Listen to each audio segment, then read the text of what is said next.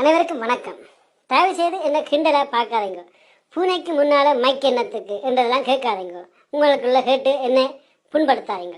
அதாவது எனது இனத்துக்காகத்தான் இன்றைக்கு நான் மைக் பிடிச்சிருக்கிறேன். அந்த மைக் ஏன் பிடிச்சேன் என்றால் எனது இனம், நான் ஒரு ஐபோன் பூனை. ஆனால் எனது இனம் அதே மாதிரிக்கான பூனைகள் பல்வேறு நாடுகளில் கஷ்டப்பட்டு கொண்டிருக்கிறார்கள். ஒரு சில வீடுகளில் எனது இனம் பூனைகளை வளர்க்கும் ஆட்கள் எங்கள் இனத்தை சரியாக கொடுமைப்படுத்துகிறார்கள். அது எப்படி என்று பார்த்தீங்களா இருந்தால் அவர்கள் எங்களை ஒரு அழகு பொருளாக மட்டுமே பாவிக்கிறார்கள்.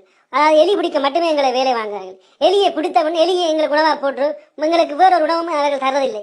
அப்படி வேறு உணவு தந்தாலும் தாங்கள் தின்ற மிச்ச உணவை எங்களுக்கு தருவார்கள். அதையும் தாண்டி நாங்கள் எங்களுக்கு இனத்தை பெருக்குவதற்கு நாங்கள் குட்டிகளை போட்டால் எங்கள் இனத்தை பெருக்குவதற்காக நாங்கள் குட்டிகளை போடும் பொழுது எங்கள் பிள்ளைகளை அவர்கள் கொண்டே கடல் கடந்து தூக்கி வீசி விட்டு வருகிறார்கள். அந்த கடல் கடந்து வரும் எங்கள் பிள்ளைகள் அங்கே ஒரு சில நாய்களால் கடி வாங்கி அவர்கள் மரணிக்கிறார்கள். ஆனால் இது வேறு நாடு, வெளிநாடுகளில் உள்ள, அதாவது ஐரோப்பா நாடுகளில் உள்ள எங்கள் இனம் எவ்வளவு சொகுசான வாழ்க்கையை வாழ்கின்றது. இதே சமயம் ஆசிய நாடுகளில் பல நாடுகளில், குறிப்பாக இந்தியா, ஸ்ரீலங்கா என்ற பல நாடுகளில் எங்கள் இனம் படும் கஷ்டம் சரியானதோ.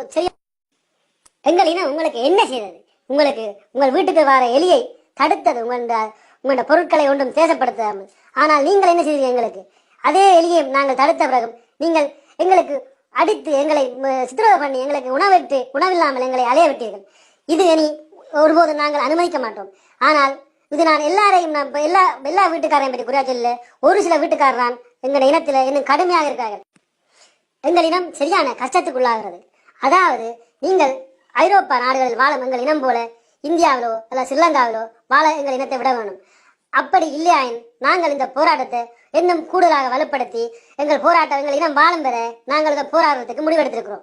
அதாவது இது ஒரு பூனை கதை என்று நீங்கள் சிம்பிளாக நினைத்து விட்டீர்களா இருந்தால் உங்களுக்கு நாங்கள் பலத்த பாடம் படிப்பிக்க வேண்டிய கட்டங்கள் உருவாகும் என்பதையும் உங்களுக்கு எங்கள் இனத்துக்கு காலாலை அடித்த அனைவருக்கும் நான் கடுமையாக கண்டிக்கிறேன். இனிமேலும் எங்கள் இனத்தை உலக நாடுல ஒரு அங்கீகாரம் கொடுத்து அவர்களை வாழ விடுங்கள். அந்த இனம் வந்து வாழும் இடங்கள் ஒரு சுதந்திரமான இடங்களாக இருக்க வேண்டும் என்று சொல்லி இந்த ஐபோன் பூனை உங்களிடம் விட வருகிறது. மியாவ்.